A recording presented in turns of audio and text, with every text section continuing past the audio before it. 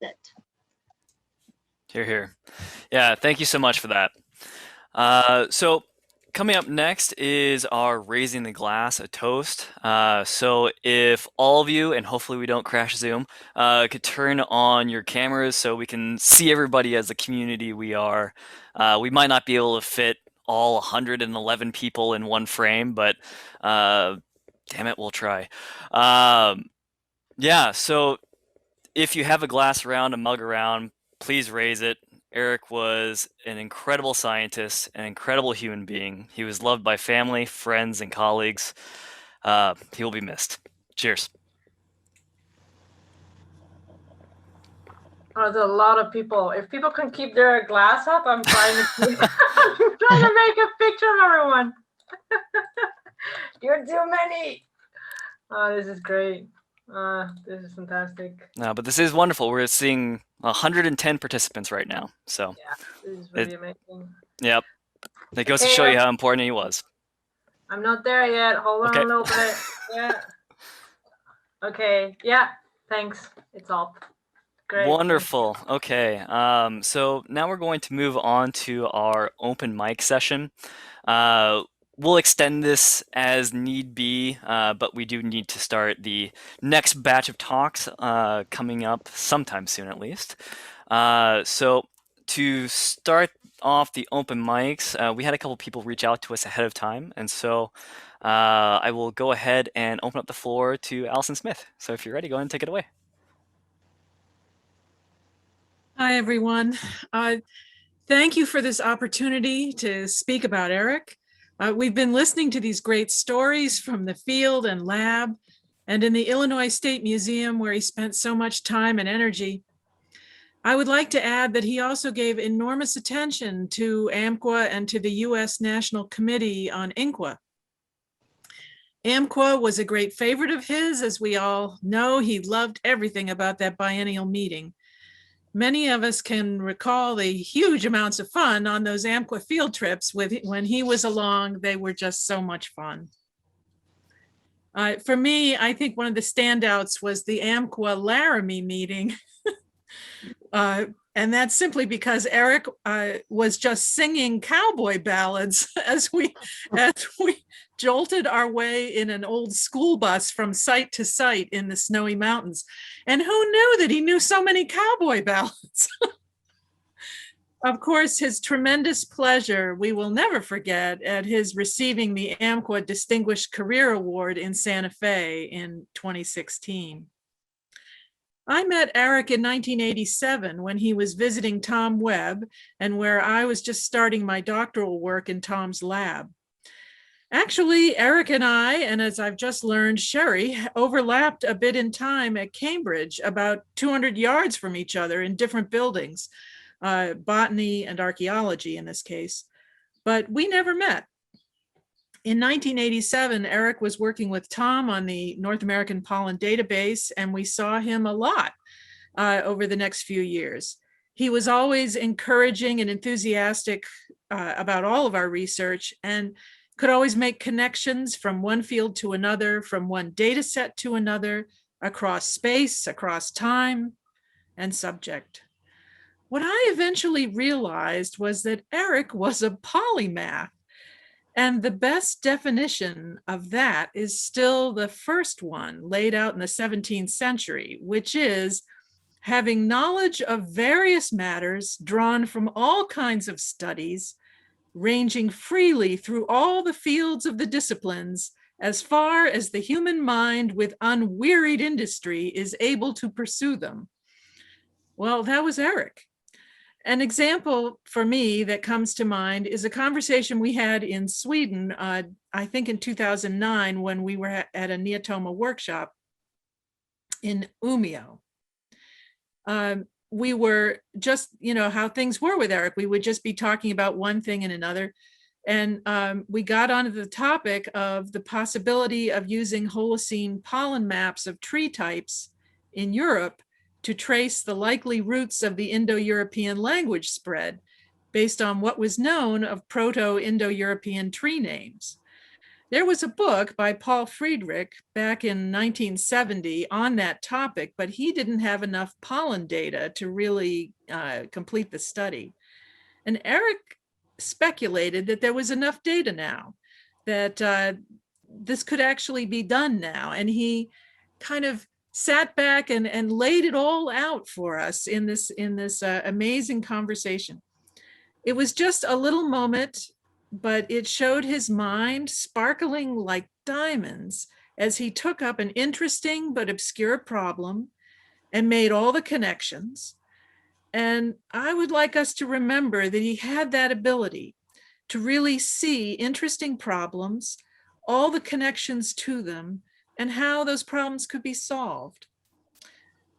I was very lucky to have known him. It was his encouragement that led me to join USNC Inqua, to serve in the AMQA Council and later as president, and to figure out a way with his help and inspiration to make an Ostracode database happen in Neotoma. A great friend, a great colleague, gone from us too soon, but always smiling and laughing with us in our memories. Thank you. Thank you so much. And Jim Clark, if you are on, you can take a turn. Well, okay, thanks.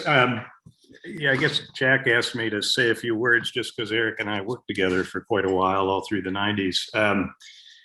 I thought about this and realized I had no slides, and unlike most of the LRC coring trips, I had no good stories because every coring trip with Eric just went fine. There was nothing broke, things that got lost, there were spares. So it was very different than working with her, but I really enjoyed the time that I worked with him. We had about a decade of NSF grants in the Northern Plains after I'd left and gone to Georgia and then Duke. My work started to go in other directions, new collaborations, new questions here in the Southeast. So we kind of drifted apart. But one of the things I always enjoyed about Eric was we had this connection through our interest in quantitative tools and also natural history. We both loved being in the field. And he was always one that you could sort of bounce things off of. You could also catch up with him after years of non-communication. And it was just like never awkward. It was easy just to sort of re-engage with Eric and just pick up where you left off. We did that a number of times over the years. I think the last time I saw him was a little over a decade ago. I think I gave a seminar at University of Indiana or Illinois, and Eric came out from Springfield, and it was kind of like old times. I really enjoyed working with him as just a really great scientist, but also a good friend. I mean, we've all talked about what a nice guy he was. He also didn't suffer bad science either. So it was really stimulating to work with Eric and bounce ideas off of him. He's obviously been a great friend to so many of you, and I certainly benefited from that too. So I guess as someone who's not really engaged in paleo anymore, I can still look back to those days and owe a lot to Eric, and certainly will miss him. So thank you. Sure, thank you. And next up on the list, Thomas Chen, if you are on.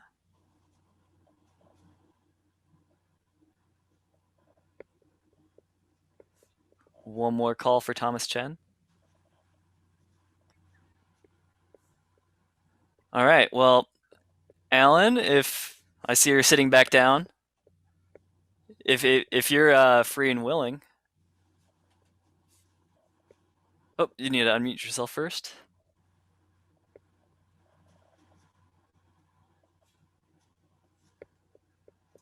I think you're still muted.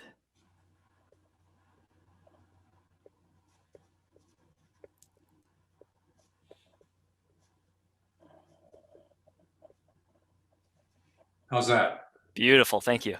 All right.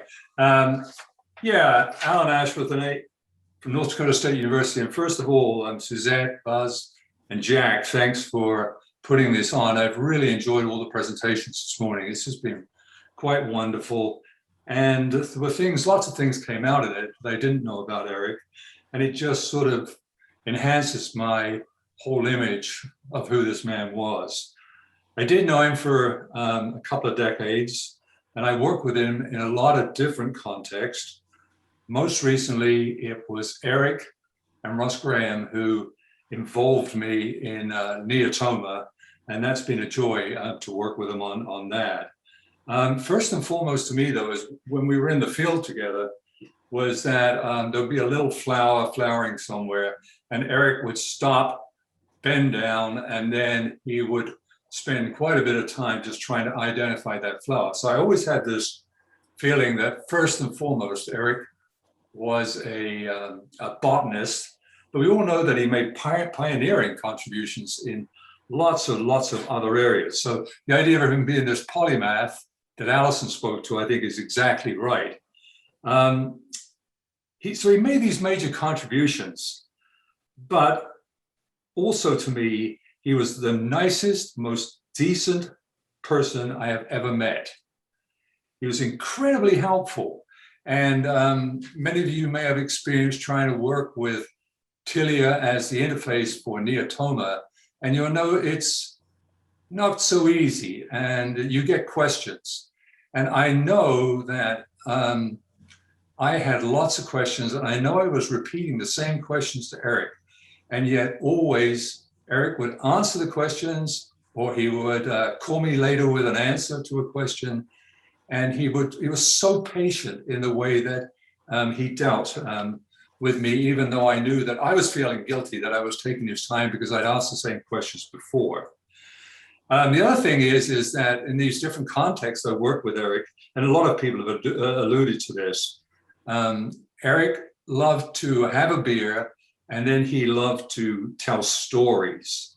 It was at these times then that his wonderful sense of humor would really shine. And some of you, I don't think it was just me, but whenever we got together, Eric would always tell me, get into telling me these jokes. They're in the upper Midwest, we call these the Ole and Lena jokes.